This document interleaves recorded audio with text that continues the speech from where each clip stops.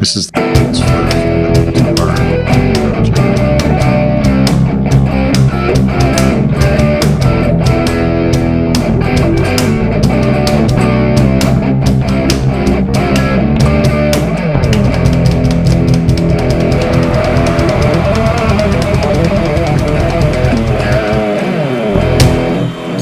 Wow.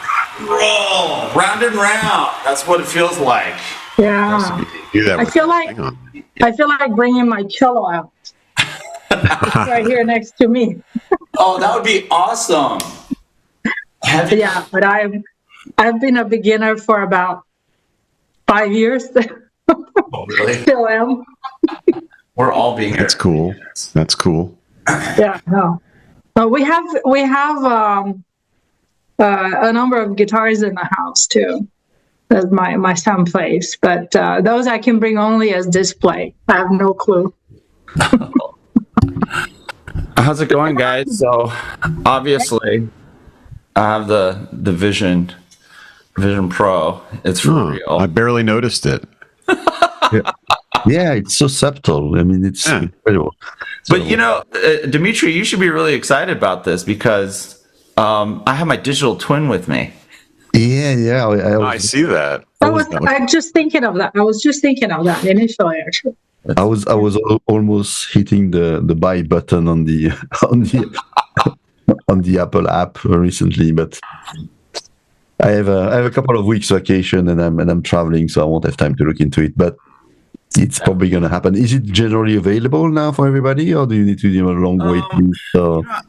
So the short story of a longer story is that I did go in. So my order, I woke up at 5 a.m. I was one of the crazy guys to wake up to get this thing in the morning. And I got waylaid by the whole prescription insert order. The Zeiss. 10 minutes later, well, it was like pushed out 3 weeks. So I was supposed to get mine on the 20th. So I felt bad. And I decided to go to the local Apple store just to check it out, right? That was one. And I was talking to some of the people who were demoing it.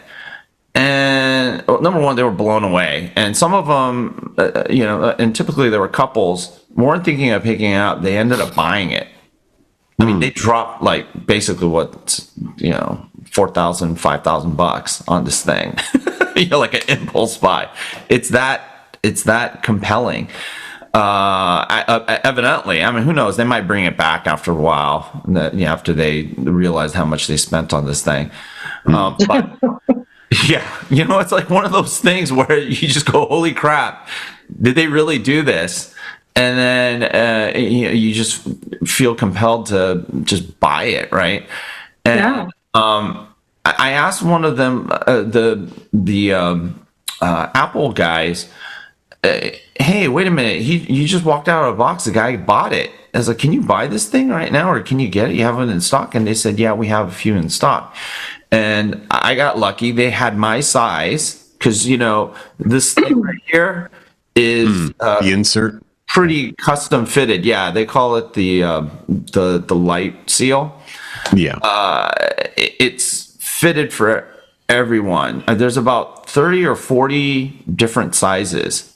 And so they scan your face and they give you the one that's perfect for your face. And they had one, and I picked it up and, got lucky. So that was Saturday. And I've been goofing around with it ever since. Yeah. And, so which one did you get? How do you get the two cameras going? Like, what is that? What is happening? Are you running a Zoom app, or is this a? Yeah, they have a Zoom app. So I have it on my studio, right? At my iMac studio, and then I have it. This digital twin or avatar. So you're running Zoom twice, basically, two instances of Zoom. Yeah, exactly. Yeah, you're gonna have to decide on one because it's very, very popular. It's too Leonard. So, and I'm in the middle, so kind of. Yeah. And this is a trip. I don't think anyone's really done this where they've mirrored simultaneously the person and the persona. Yeah, no, I think it's cool.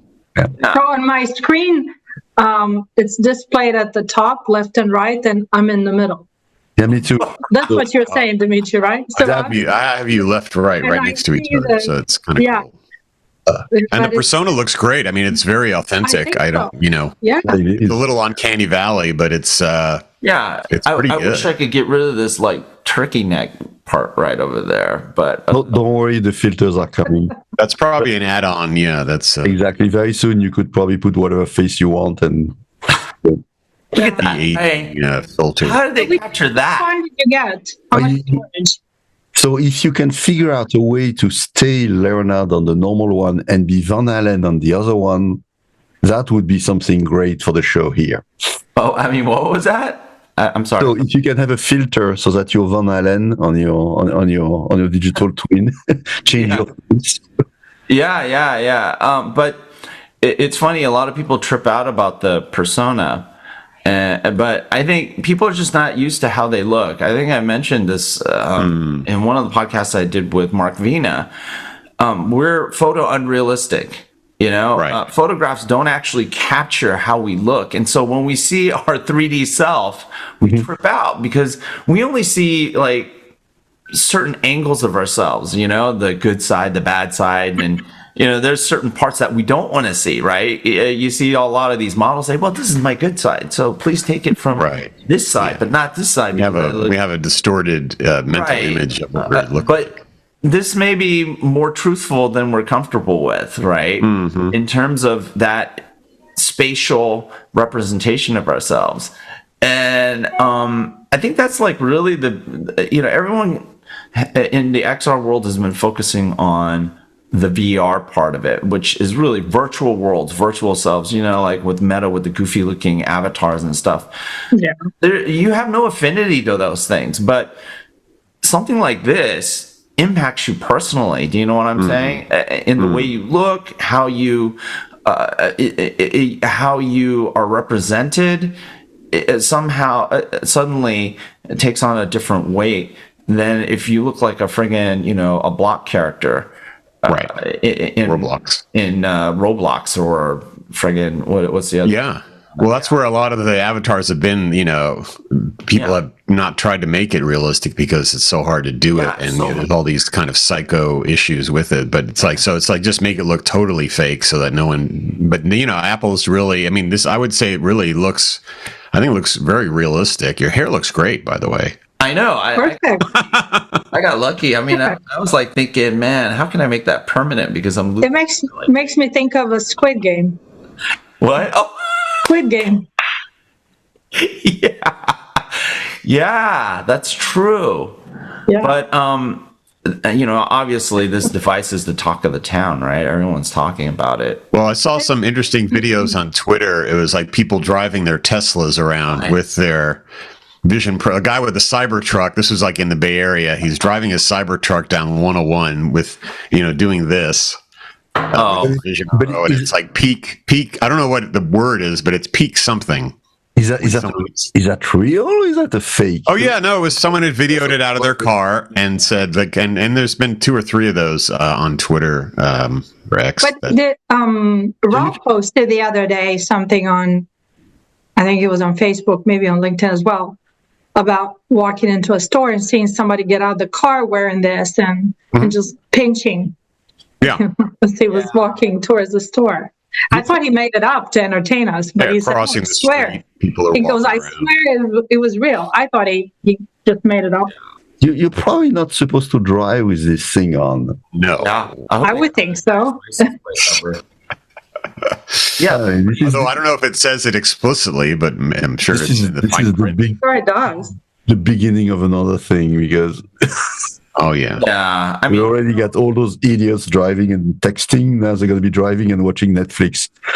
yeah. Well, at least they're looking forward. They're not looking down. Yeah, but the Netflix screen, apparently the Netflix screen can be pretty big. Well, that's true. Yeah, they're watching Netflix like this while they're driving. Well, the Tesla is self-driving, so it's chaos. It's chaos. Yeah. Well, thank goodness I live in Texas where driving is sane. Everything is perfect. Yeah, there you go. Where are you, Pete? I never asked you that. I'm in Bellevue, Washington. I'm up here next to Oh, Redmond. yes, that's right. You're in Washington. Yes. Haven't seen anyone I was at the Pro Club last night, which is kind of ground zero for every Rivian and Tesla in the world up here, and I haven't seen anyone with the Vision Pro walking around the Pro Club yet, but I'm sure I will. So you live right in Bellevue? Yeah. I love that city. I spend so much time there with T-Mobile. With T-Mobile, and even when I went to Redmond to see AT&T, I still like to stay in Bellevue. A lot of new buildings here, a lot of new construction. Lots of great restaurants.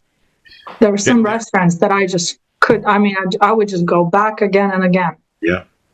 No, it's a neat area. So it just keeps expanding and growing. So hopefully traffic keeps up, but we'll see. But I haven't seen any Vision Pros in the wild yet here. But I'm gonna hit Microsoft Campus later today. I'll probably see a couple of people walking around. I could probably try to be stupid and do that, but this is really, in my opinion, an indoor device. I don't know any good reason to wear this outside. I think that's really where the ubiquity of the smartphone has its value. And so I think you learn a lot of things about the existing devices with devices like this, right? Especially when you think about how people talk about this device. Most people are opining about it without even having a unit. And maybe they were one of the few analysts or media who tinkered with it for 30 minutes. You have to, honestly, to really understand this device or get a feel for it, you need to have worn it for at least 6 hours doing things, and exploring, having critical mind, understanding how UIs work, how the underlying technology works to get a good feel for what it is that Apple's actually put together here, right? Because, this simple thing right here is incredible. It's really, really tough to do what they have done. And their whole angle on reality, not virtual, but reality. This is, the reason why they have this incredible screen is not so that they can render Roblox quality, resolution and experiences to you. They're trying to convey reality, like, our surroundings, our lives, and so the Spatial, oh man, you guys got to check out the Spatial video and photos. It's literally when they show up in front of you, it looks like a portal into the past. I call them windows into the past, because you can walk around and get closer to the photo, maybe a little to the left or right. The parallax is a little bit annoying because it kind of has that VR 180 kind of effect. I thought Apple would do better on that, but that sensation and feeling that you could reach out and touch your kid. Do you know what I'm saying? These things are going to be priceless for me. I have young children. 2 years down the line when they're bigger, and even when I look at pictures of my son, when he was a baby, I wish I had spatial video. It's like the ultimate FOMO. And then now, here's the other thing I realized just this morning. 4K all of a sudden is valuable. Probably true, yeah. Because what you experience in terms of the fidelity with these glasses is so off the charts and immersive. I will now start taking 4K spatial video, everything at the highest resolution, because what you experience through these glasses are like nothing you will experience on a large screen. And I think a lot of people were making fun of Apple when I think Tim Cook got up and said, well, it's going to replace television screens. And that's actually not a joke.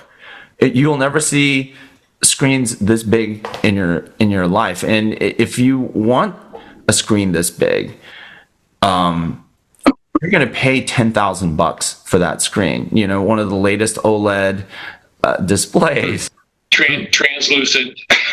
yeah, translucent or whatever. The thing is this is that whole first step. I mean, think about all the people who are, live in tiny apartments, or you know what I'm saying? It's people assume that they're as rich as they are and richer. No, most people are poor. And actually $3,500 for a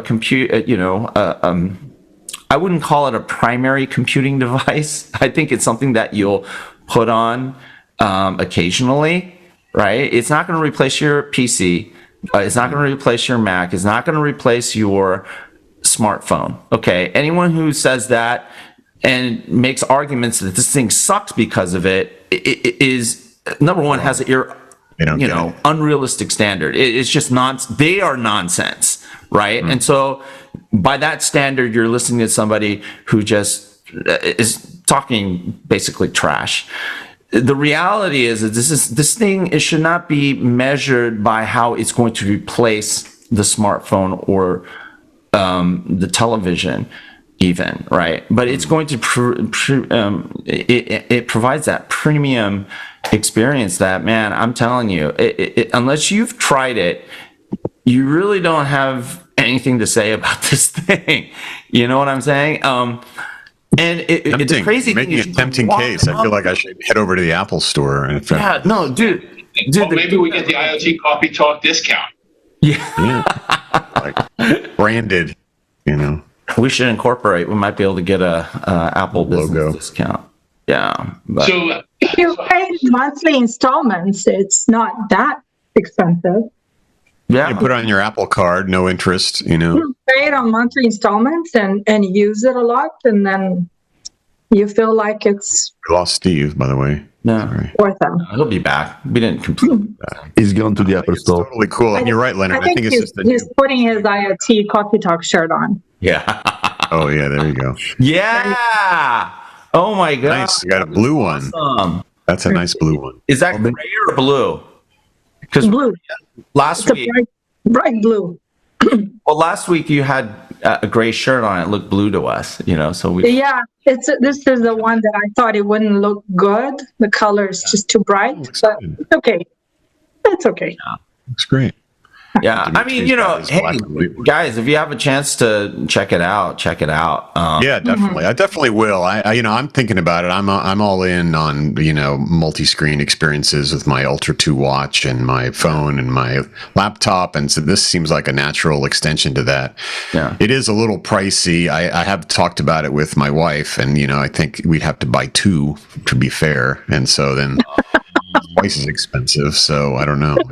It's hard to swap back and forth with two people with one device, right? Because you've got the fitting of the light shield. I have prescription glasses. I mean, it's a one-person device, right? It's not really. No, not really. I mean, it depends. Like my wife, she wants to use it to watch movies, but we have like one of those massage chairs that you see at Costco. Like the human touch things, and she just wants to use it when she's on there because they have these really cool meditation apps and stuff like that. That's right. Yeah. Mindfulness apps. Yeah. Yeah. And then I think she can use it without adjustments, too many adjustments and stuff, even though it's fitted through your face. It's not comfortable. So we are going to get her the light seal. Oh yeah. And, that's true. You can get your own light seal. Yeah. And then she wears contacts with it. But we're going to get her inserts as well. Yeah. And yeah, hey, this is not for everybody. It boils down to can you afford it? And if you can't afford it, guess what? It's not for you. And you know what? They didn't build this for everyone. So I mean, seriously, stop whining. These people, oh, it's too expensive. Well, it's not for you. Don't buy it if you can't afford it. It's V1, it's it's V1. Look out a few years; it'll be sub $2,000 in a few years. And right. Mm-hmm. But what I don't understand is how some of these folks vilify the price.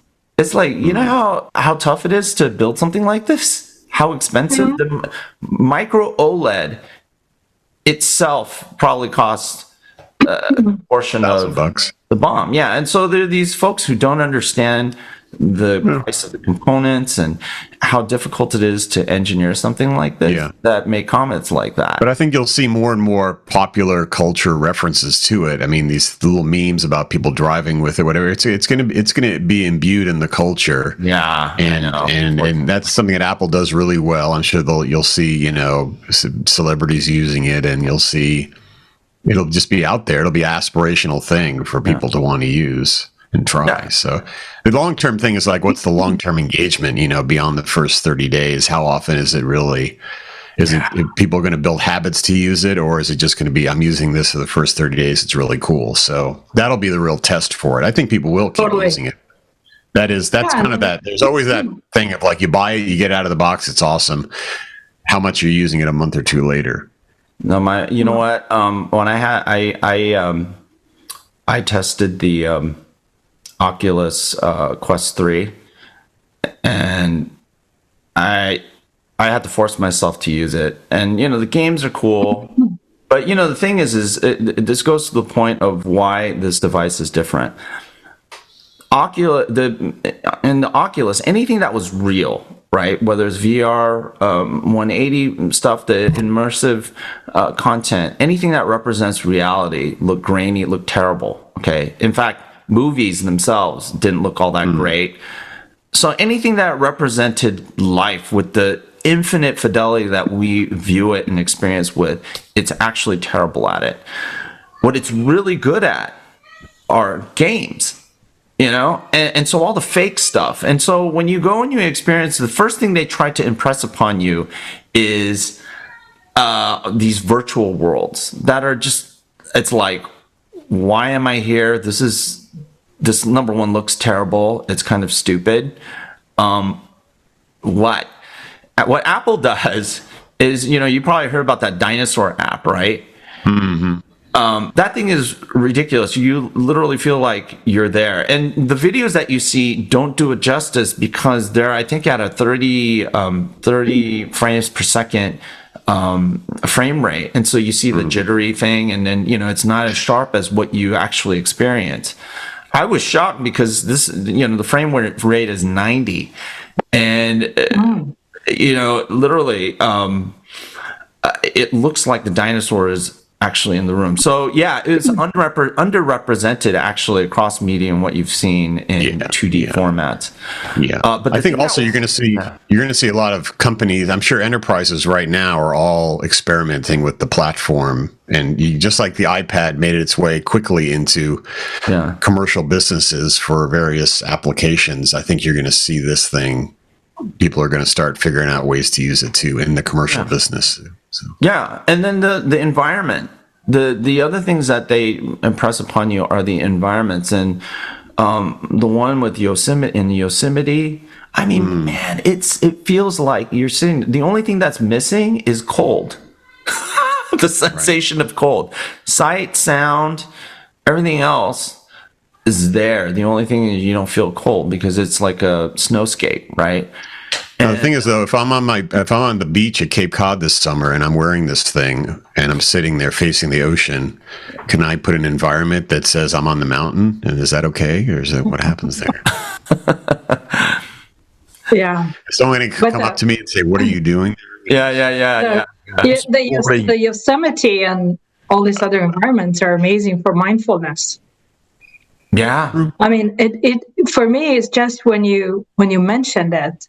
Just for a few seconds, I was transposed in the Yosemite, and I've only been there once. Yeah. What about like downtown Tokyo? What about Roppongi? Dude. Yes. That would be. Yes. And I was thinking about, with the summer coming, right? Not too far away, using it at the beach to watch movies. Yeah.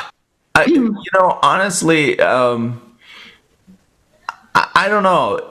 I don't think the killer not an outdoor thing scenario for using this thing is when you're out in reality. So there's a lot of people saying, "Oh, this is gonna get people to detach from reality." It's like, no, I don't think so. You're not gonna see people going to the Grand Canyon staring out into the canyon with these things on.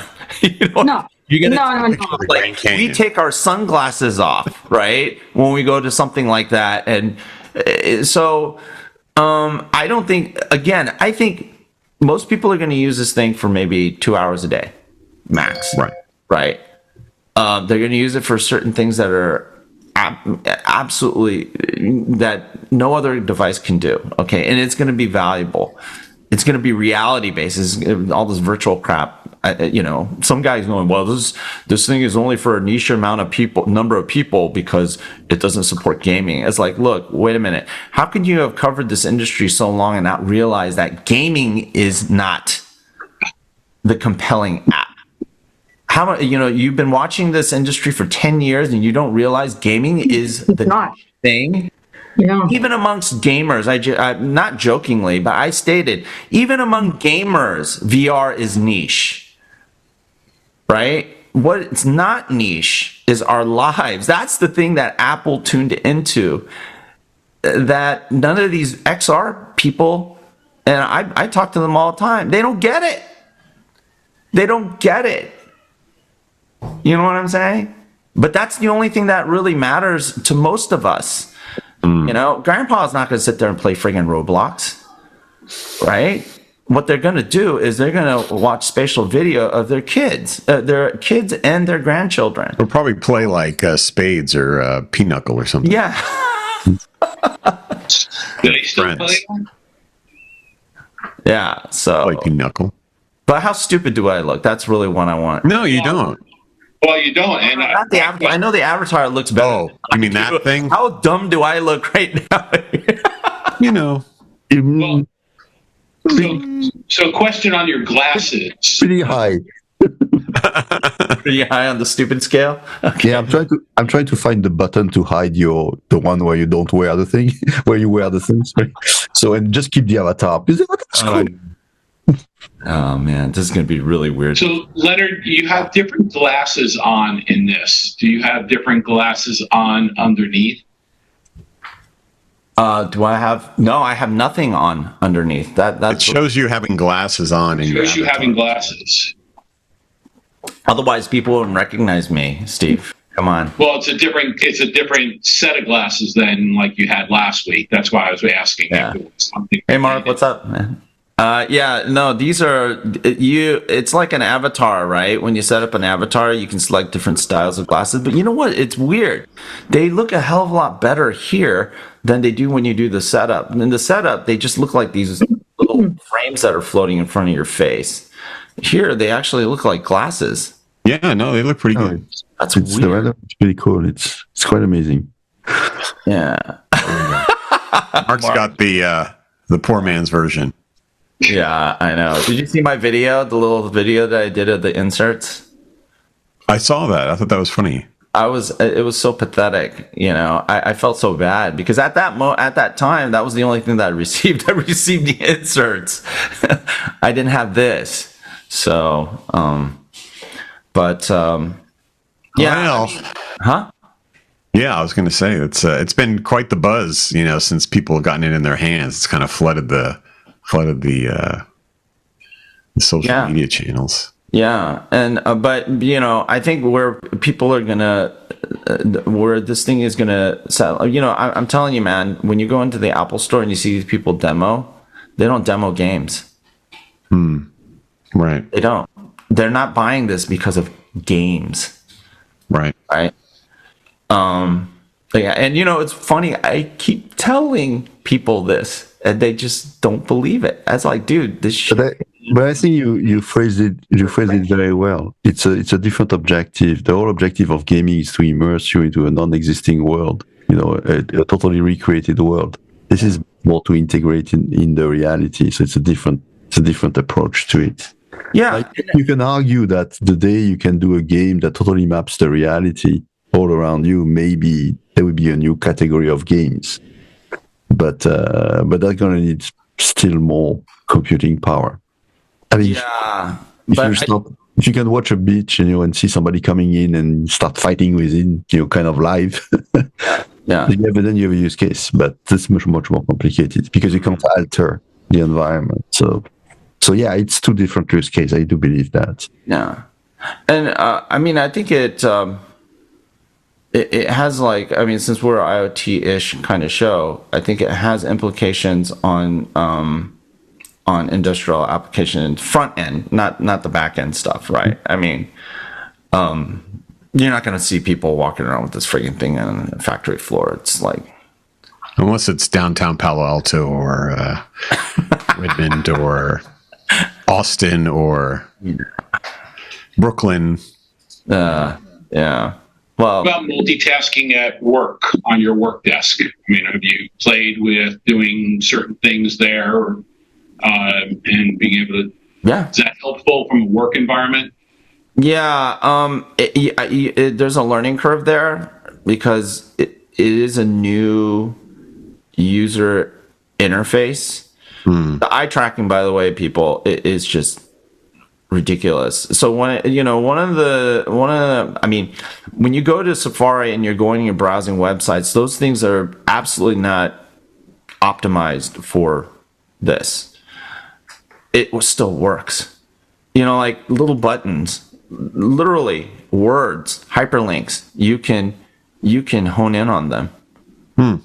I mean, accurately. And so somebody, a friend of mine from Ericsson made a post, and then there were some comments on there, and somebody was saying, well, your eyes are going to get fatigued because anything that you want to control, you have to look at. And it's like, isn't that what you do with point and click as well? I mean, you use my eyes all day with your eyes closed or looking at something else, and you think you can hit the target. I mean, it's like, I don't get it. What do you mean? And then I think, again, this goes back to people who don't have the device, haven't played with it, talking like they actually know what this thing can do. You know what you can do? You can pinch and scroll, and you can drag, you can double pinch, you can hard pinch. Does this sound familiar? This sounds just like multi-touch. And multi-touch came out with these very basic gestures that changed the interface. Because we had touch screens before. People don't realize it was multi-touch that changed everything. And then they evolved it. And then it became what it is today. And they're gonna do this with the gesture and eye tracking. And I put the post or a comment. It's like, you know what? I just realized you can look and pinch faster than you can point and click. Yeah. So you can, if you get really fluid with this thing, you can actually manipulate your user interface much faster than pointing and clicking. Yeah. So, Leonard, right now, when your headset on one of the frames, you're looking straight at the front, and then when you are on the avatar, you're looking a little further to the right. Yeah. Is there something on the screen that you're looking at, or your head's pointing? Yeah. Where's your north point? Yeah. Okay. So now I'm looking at at the Zoom monitor. Yeah, the Zoom window in my virtual space. I see. Now I'm looking at you in the real space. Right. So when you're looking at the Zoom screen, the virtualized Zoom screen, it's centering you on the camera. Yeah. Right. And so these are like these simple, like crazy nuances that Apple has done. I think they largely go underappreciated because they're so subtle, but in aggregate, they create this insanely realistic, again, real experience, not virtual, fake, and simulated. It feels like it blends straight with your environment. The other thing is that, how like with the all these other VR headsets, you have to set the boundaries in the room so you don't bump into crap and then hit things. There is no setup for this thing. It just knows where things are in your room. So as you let's say that you're in fully immersive mode, right? You're in one of the environments. Right. You can walk around, and if you're about to bump into something, it warns you, number one, but then that element then comes in to view through the virtual. It peeks through. Yeah, just like the holodeck, in Star Trek, how like they're goofing around the holodeck, and then Picard or whoever assistant comes in and says, "Number one, stop screwing around on the holodeck. We have Ferengi." Like right now, it's saying, "Move back. You're too damn close." It's just close to what? To my monitor. So it knows where things are, and then it intervenes. It's all automatic. There's no setup.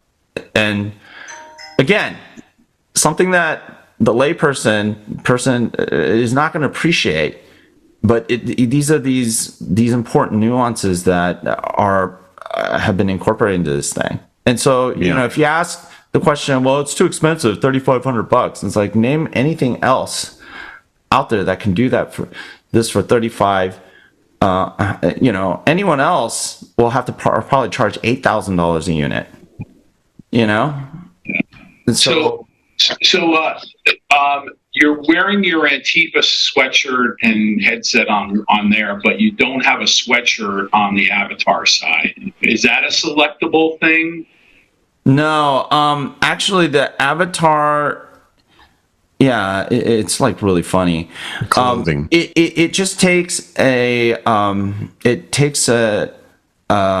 models what you're wearing at the time.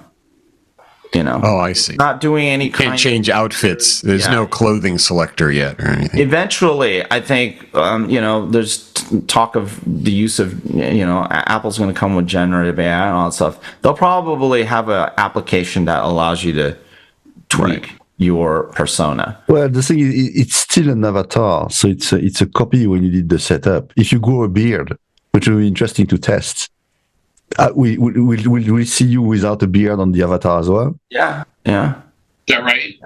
Yeah, just like, I look like crap in real life, and I look a little bit better with the avatar. I mean, that's reality. Well, that's the thing I'm asking. I don't think it's live. It models you when you generate the avatar, and then it recreates the movements.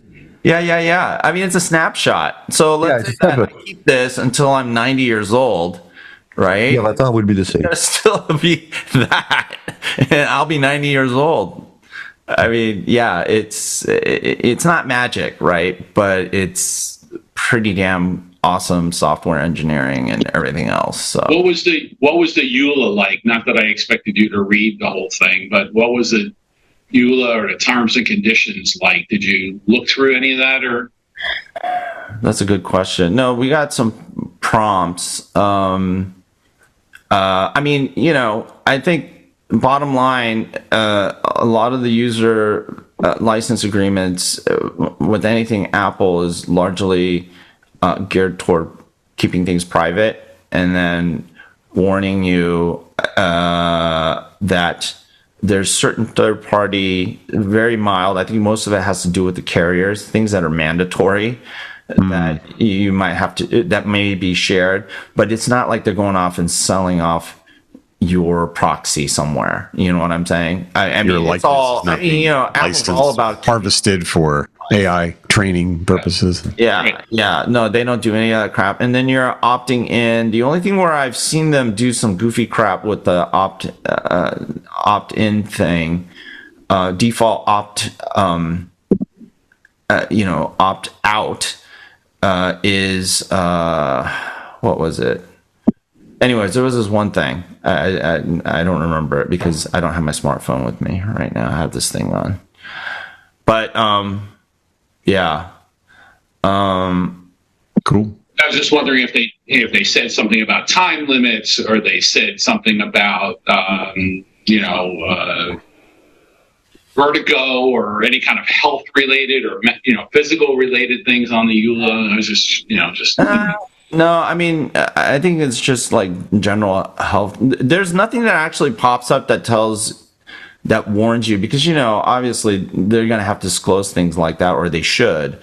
There's nothing. And number one, you don't really get sick. One of the things that I'm kind of disappointed about is the pass-through.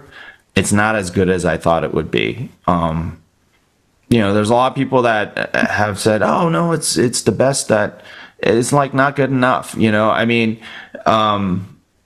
you see a lot of artifacts because this thing uses foveated rendering, right? So what that is everything in your periphery is a bit fuzzy, and anything that's directly in your line of sight is full resolution. It does a very good job with all the digital stuff, and I mean the eye tracking and the latency with with the foveated rendering is just incredible. But except for the outside, what comes through the camera, there is a delay, especially when the lighting conditions are not all that great, and then you see this like ghost effect, and then noticeably as you're moving your head around, things get blur out, and then as soon as you stop your head movement, it then goes into focus. So it'll be an area that they improve. Sure. Obviously it's a very, very tough thing, because think about it, you're trying to blend everything that's coming through the camera with everything that's being rendered virtually. And to be able to do the foveated rendering in real time and stitch all that stuff together on device is incredibly tough. So, I mean, maybe I'm being hard on Apple, but in terms of like a finished experience, that's something that I would have expected, and it's a bar they didn't go over. They tripped on it with this, but you know what? It doesn't take away from the fact that all the virtual stuff is just friggin' unbelievable. The virtual the immersive reality stuff, how it represents reality is just that's what this thing is about. It's not about games. It's not about and it's only V1, right? Yeah, this is and you can see all the potential and the vectors that they can take this thing with. So this is not something to, if you're like a vendor or an XR player out there, this is not something to make fun of. No. This is something to get really worried about. Because these guys did their homework. You didn't. For 10 years. Chasing stuff that doesn't matter. That's why you never made the market work. That's a sad reality, and you don't need a gazillion applications. You just, in my opinion, you only need one application. It's the one I go to all the time, and guess which one that is? Excel. Huh? How do I Excel? Very weird. I would use this in the airplane going to Barcelona, but I'm not sure I would use this in the street. The Photos app. So it runs very well. Excel sheets, you mean? Yeah, you can run Excel sheets. Microsoft has their full suite. It's optimized for Vision Pro. So you can do productivity. I'll tell you when this is really convenient for productivity is when you're totally lazy and you're laying back on a recliner. Right. You're staring up in the ceiling and you want to work. You want to just flip through your emails. That stuff, it's perfect for that. Yeah. Yeah, no, I could see that. I had heard I was talking to some folks in the commercial space that have been using, the HoloLens and other things, for augmented, where you're looking at equipment and you're getting telemetry and it's displayed on the thing. They were saying like the foveated rendering issue with Apple is because you're not really seeing reality. There are some concerns about safety.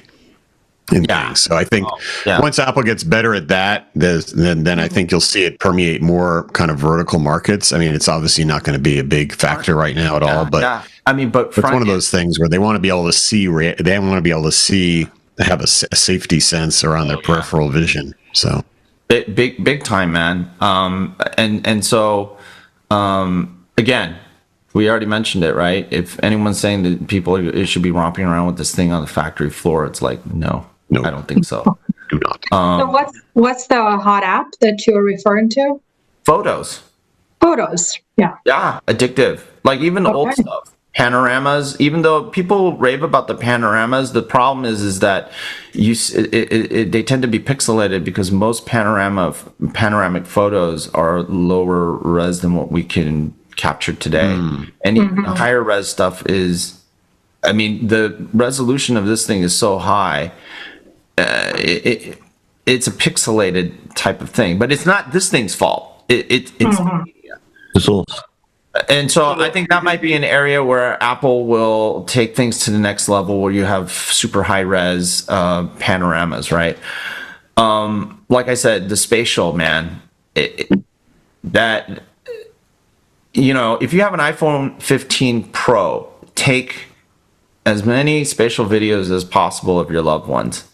Yeah.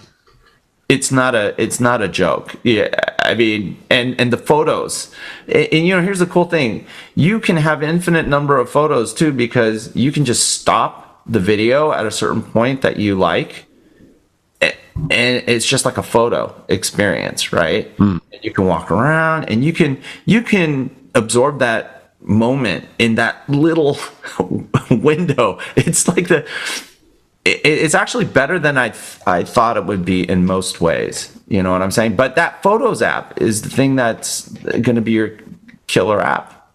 There's significant difference in the resolution in what you're looking at from an iCloud photo versus like an X photo or a Facebook photo or anything else like that. You know what? It's really weird. Because you have these massive windows, you would think that the resolution would get washed out. But right. The thing is you get closer and closer to a window. Let's say you have the window up, you've maxed it out.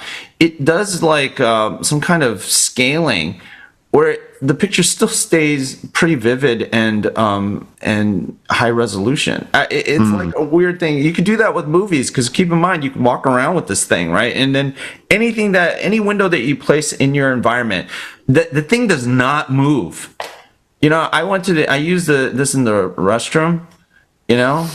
Did I just say that in public? Wow. Yes. Yeah. And I was doing some work. Welcome to IoT Coffee Talk in the bathroom. Yeah. Oh, by the way, that's the other perfect environment for this thing.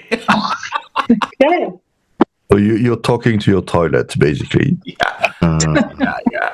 But no, the window was still over there, so I had to actually come out of my office, go all the way around to our half bathroom there, and I had to close the window, and it was still there exactly where it was when I was using it.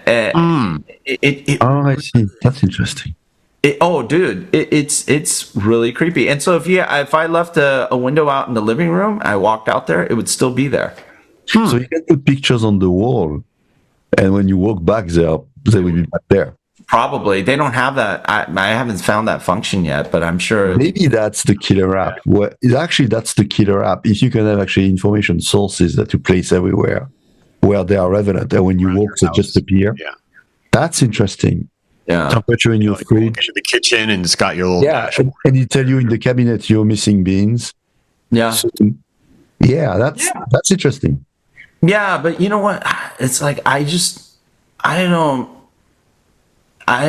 see people walking around with these things.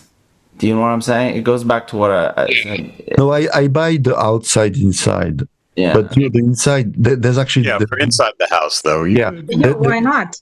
Why not? Are they uncomfortable, or what's the... I mean, I'm more like earlier. What I did was I showed you I'm using this single band. You know, there's a lot of people say, "Oh, this thing hurts." The thing is, you have to actually learn how to use it and tune it to your face. Right.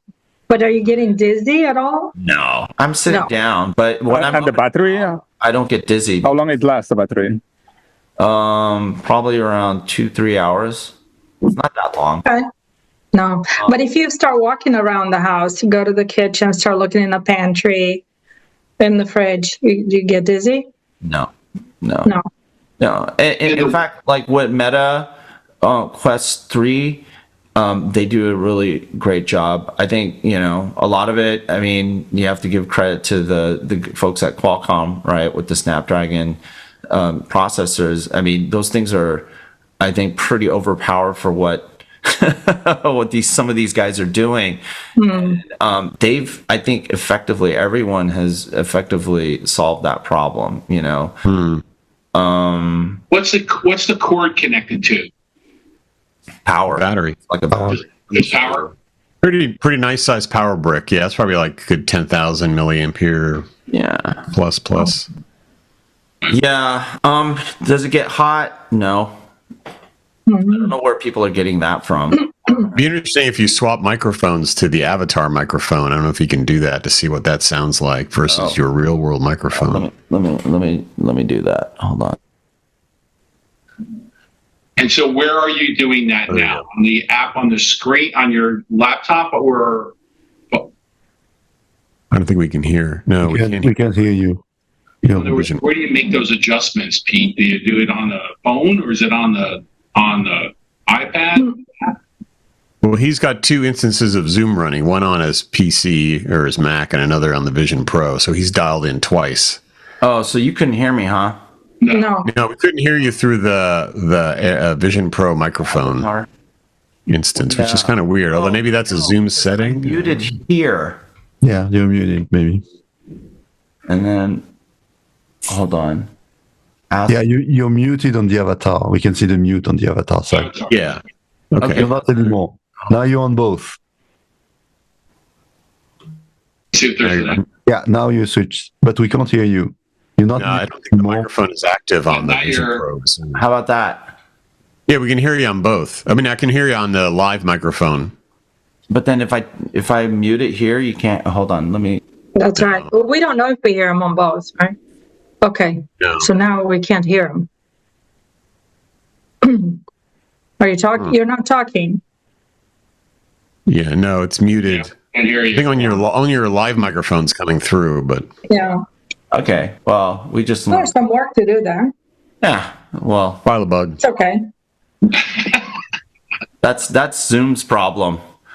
Is it a Zoom problem? It's not a setup problem on their. Okay. I don't know. It could be, but let's just blame it on Zoom. So you don't put it down on your settings on your Zoom. You can't on your mute audio button. You can't. It doesn't show up as an option, huh? No, hold on. This is so funny.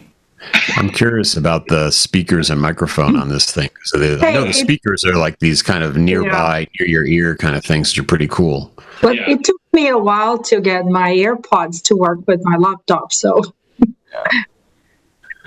Yeah. Right. Something to futz with. You know, You'll figure it out. so speaking about IoT and all the industrial stuff, I think this really changes the game for you know, all the CAD design and you know, like just computer assisted and graphics assisted design. Because man, they have this company. They have this one application where they, you know, you probably have seen it. That renders an F1 car. Yes, they do. Yeah, and then there's one with the turbine engine. Oh my God, man!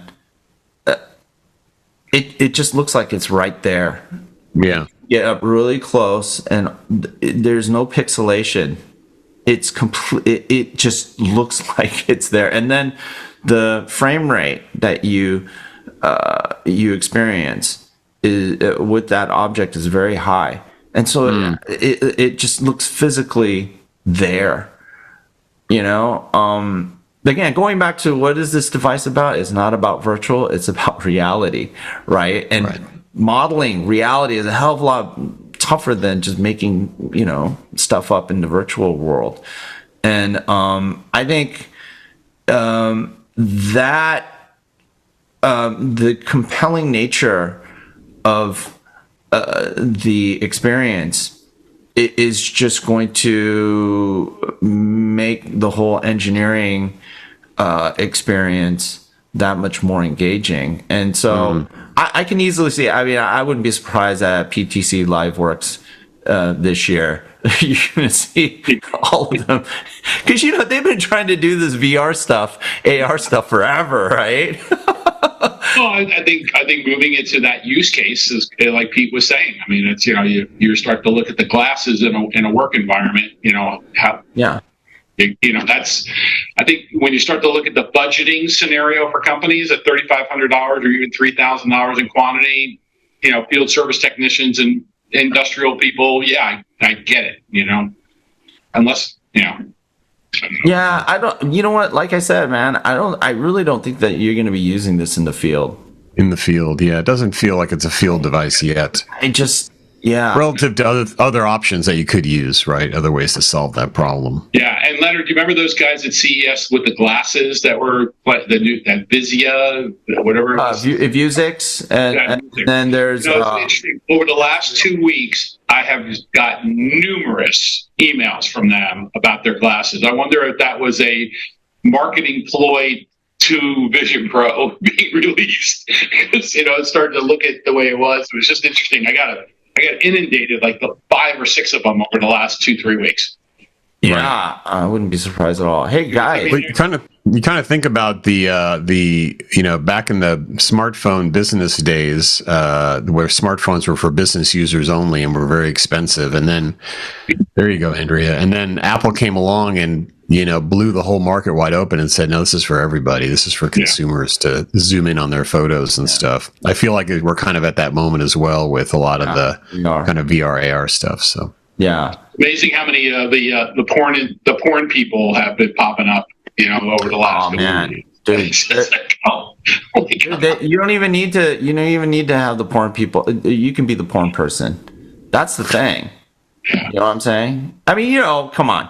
We all act, people act like they don't know. It's like, don't even friggin', you know what I'm saying? That's delusional. That's like denying probably one of the biggest markets out there for these things. No, I was just reacting to you saying that you wanted to be the porn person. So I was like, okay. Yeah. Well, bye guys. Have a great day. All right, guys. Wow. Hey, we got to close out. Hey, everyone. Oh yes. Thanks for joining us. We have IoT Coffee Talkers dropping off like flies, but we really appreciate your attention and your commitment to making it this far. Remember, we have a charity called Elevate Our Kids at www.elevateourkids.org. Please donate. If you're not into charity but you're into fashion, just pick up one of these and all proceeds go to the charity, and we're trying to help bridge the digital equity divide. And one of these days, if we make enough raise enough money, maybe we can buy these things for Vision Pros in the digital equity divide. Need a lot more hoodies. You're shaking your head, Mark. But remember to like, share, comment, please comment. We will see you next week. And thank you so much again. All right, take care, guys. All right. Thanks, everybody. Bye. Have a good day. Bye, guys.